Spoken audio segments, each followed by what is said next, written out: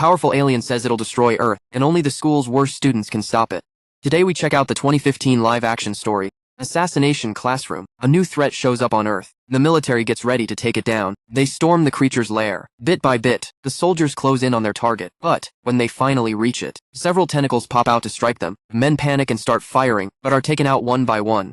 Weeks later, that same monster is now teaching a high school class. As the teacher, a cross between an octopus and Pac-Man, calls roll, his students try to shoot him with rubber bullets. But how did these kids end up in this mess? Well, it all started when they began their final year of school. They're in Class 3E, which has the lowest performing students at Kunihageo School. Class A, on the flip side, is the elite group that, according to the principal, has bright futures ahead. As punishment for bad grades, the whole Class E was sent to an abandoned building. The principal says this way, they wouldn't disturb the other students. When they get to the classroom, they get a huge surprise. The students find out their new teacher is the alien who blew up part of the moon and planned to do the same to Earth by graduation day. Tadaoka Kurosawa, an official from Japan's Ministry of Defense, tells the class their mission: take out the teacher before graduation, or the whole planet's toast. But there's a catch. That creature is super fast. Not even a pro agent could land a single shot. The yellow monster tells the class he made a deal with the government, saying he's fine with being taken out if he can teach Class E. Tadaomi then shows them the bullets and knives from the Ministry of Defense. These weapons are made of a special material harmless to humans, but lethal to the monster. To prove he's telling the truth, the teacher takes the gun and shoots his own tentacle. The students are horrified to see it, but in seconds the limb grows back. The agent says no one knows why the alien agreed to this deal, but assures them they're safe, since their teacher promised not to hurt them. And finally, the man says the reward for defeating the monster and saving Earth is 10 billion yen, valued at $77 million.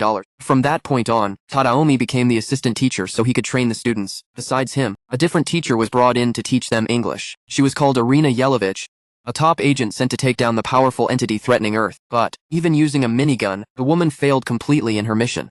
Between classes, Tadaomi trained the students, and, gradually, their fighting skills got better. Nagisa, a member of that class, had studied every weakness of his teacher since joining the class. He noticed the teacher's face changed color with his mood. On that day, 3 classmates tried to persuade him to join a plan, in their opinion, was perfect. The boy thought it was not the right time to act, but he gave in to his classmates' pressure. As the lesson went on, Nagisa told the teacher he was done and walked over to hand in his work. He held a concealed knife in his hand, but when he tried to strike the giant octopus, his attack was stopped. Nagisa then hugged the teacher, and a few seconds later, a bomb went off. Some students cheered, thinking they had finally taken out that freak. Kano and other students tried to help the boy and asked what the 3 had done. They explained they made a grenade with special rubber bullets. The goal was to neutralize the teacher with those bullets, while Nagisa would only get minor injuries. When they looked elsewhere, they noticed a membrane covering the monster's whole body. They looked for the body, but found the big yellow head unharmed hiding on the ceiling, eavesdropping on everything. It turned out he could shed his skin every month. That skin was very strong and absorbed the whole explosion, so he came out without a scratch. But the monster was furious with the 3 for risking Nagisa's life with that plan.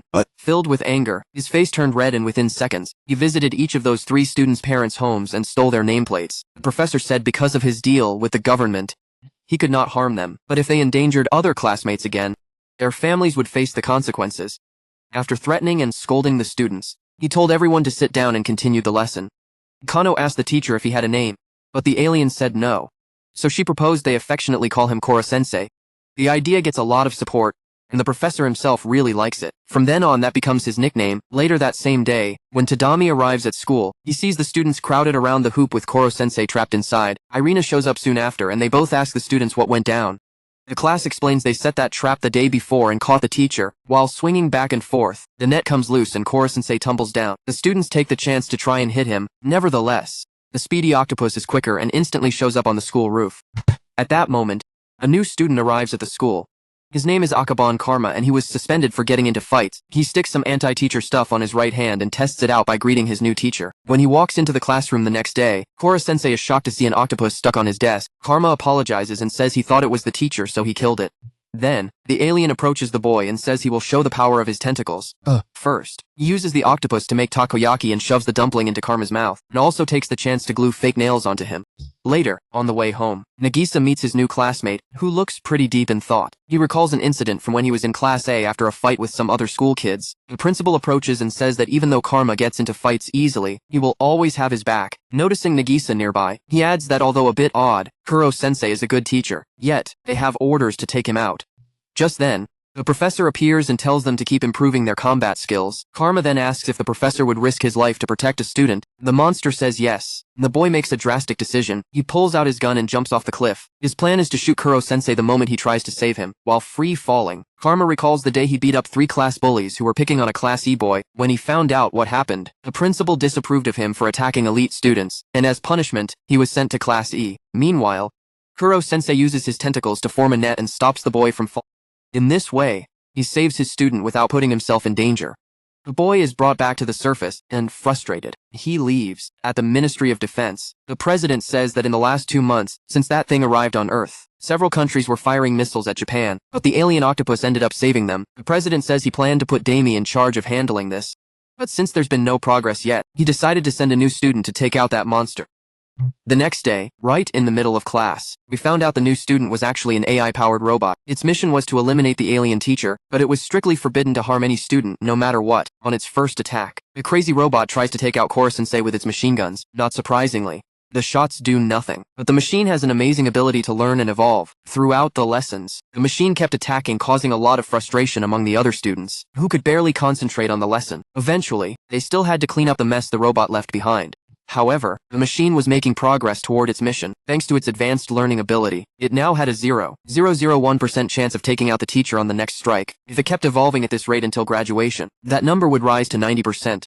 Nevertheless, that number means nothing to the students. Their only concern is no more disruptions in class. So, to stop the robot from shooting anymore, they make a change, disabling the machine's weapon systems. Once class ended, Kuro-sensei walks up to his newest student and shows a pile of documents with data on all the other students. By doing that, the robot could analyze its classmates to figure out the best way to interact with them and build a connection. The next morning, when they got to school, the students get a notification on their phones. When they open it, the AI tells them it's decided to create its own app to make it easier to interact with classmates. It also says it'll stop trying to take out the teacher alone and focus on learning to work as a team. Keanu suggests a name for the new classmate again, and everyone agrees to call it Ritsu. The robot announces that another transfer student is about to arrive. Shortly after Kuro-sensei enters the classroom, a boy with white hair drops from the ceiling. Then a man in beak-shaped overalls comes in and tells the boy to use the door next time. He introduces himself as Shiro, the boy's caretaker, and apologizes for the incident. Ritsu tells the class the new arrival is Hiro Ito, and they train together at the special agents school. The boy brags he's stronger than anyone there and challenges Kuro-sensei to a fight. The teacher accepts the duel, and Shiro sets one rule: whoever leaves the area marked by the desks first loses. Right as the fight starts, with his first strike, Ito manages to rip off one of the teacher's tentacles. The boy shocks everyone by revealing tentacles sprouting from his head. Kuro-sensei sees the boy's tentacles still growing, and a memory from the past makes him mad. The professor dodges every hit from the boy and sheds his skin to avoid the attacks. This month he has used his secret defense twice already. While hanging from the ceiling, his tentacles grow back and Professor Octopus is running low on energy. Because of that, he cannot dodge the next strikes and take some hits from the boy. After recovering from the hits, he admits it's the first time he has faced someone of his own skill level. However, he does not give up easily. Kuro-sensei uses the rubber blade from the Defense Ministry to weaken his opponent, since his tentacles are made of the same material as the octopus body. As the boy's tentacles got hurt, his speed drops and the teacher quickly throws Ito out of the classroom. Although he was not injured, because the professor's skin protected him, the boy was outside the ring. Therefore, he lost the match. Shiro then takes his student and leaves, promising they will be back soon. After class ends, Nagisa and Keanu go to the teacher to ask why he chose to teach Class E. Right then, Kuro-sensei reveals he did it to keep a promise he made to someone. However, he still would not say who that person is or what the promise was.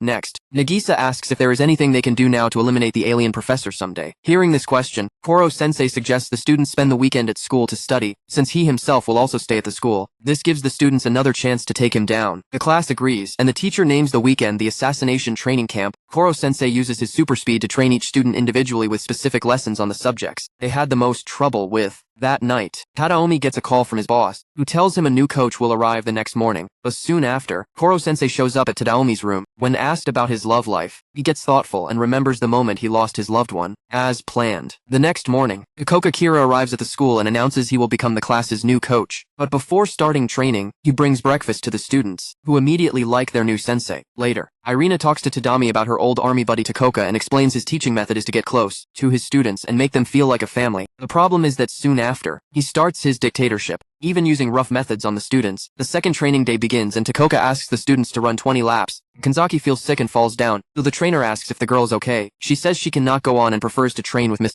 Tadami. Just then, the man gets up and strikes the girl. All the students crowd around and plead with the teacher to release their classmate, but he's determined to correct her behavior. Yet, when he goes for another hit, Tadami steps in and catches his fist. He tells that crazy guy to stay away from his students. Takaoka argues that Tadami's training method is flawed. That's why those students were so weak. He challenges the guy to choose his best student for a duel and says if that student can even touch him with the blade just once, he'll admit defeat and leave the school. Tadami then picks Nagisa, but says the boy doesn't have to join if he doesn't want to. Still, what most students never realized is that Nagisa has a natural talent for fighting. He hides that ability well behind his laid-back attitude, but deep down he craves conflict. When he faces Takaoka, the boy can't hide his excitement about going after him. He grins and strides toward the overconfident man, but when he sees the boy's expression, he's completely speechless. In that split second, Nagisa touches the knife to the coach's throat and takes him down. The man gets furious and demands a rematch. He couldn't stand losing to a kid like that, but Nagisa reminds him of their deal. He thanks Takaoka for the lessons, but asks him to admit defeat and leave. Humiliated, he decides to leave and all the students thank Nagisa for getting rid of that insane bully. It's a rainy day and classes go on as usual. Kuro-sensei is running late, and when he enters the room, everyone notices something off about his face. The octopus has a massively swollen head because he absorbed a lot of water. Science class was about to start. Okuda asks her teacher to drink the poison she worked hard to make. Everyone laughs at the girl for being naive, but Kuro-sensei decides to drink that weird liquid. As he does, his face turns pale and horns start growing from his head.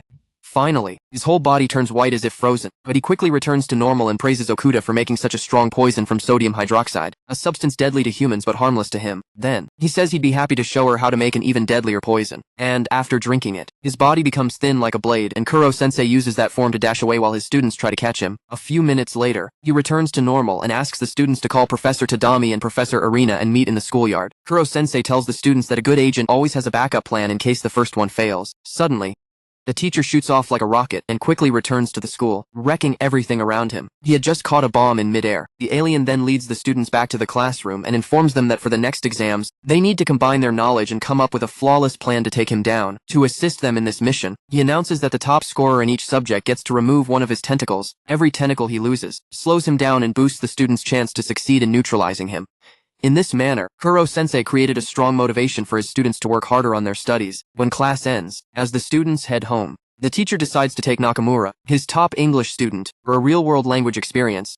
So, Kuro-sensei brings her to the United States, where she can immerse herself in English. Then he takes Karma, the best math student, to measure the height of the Great Wall of China, and Keanu goes to Italy to calculate the tilt angle of the Leaning Tower of Pisa. Through this approach, every student had an academic trip outside Japan and Kuro-sensei completed his graduation photo album. Following the test, Nakamura, Okuda, and Karma earned the top marks in English, science, and math, respectively. Thus, each of them got to destroy one of their teacher's tentacles on finals day. The following day, the students get ready to carry out the plan to eliminate Kuro-sensei. They set up everything needed to achieve their goal. That evening, while watching fireworks, the students think about whether they truly have to eliminate Kuro-sensei. Despite everything, they care for their teacher, but they must eliminate him to save Earth. Suddenly, Kuro-sensei appears and says he looks forward to their performance tomorrow. Finally, the big day arrives and the students prepare to start the operation.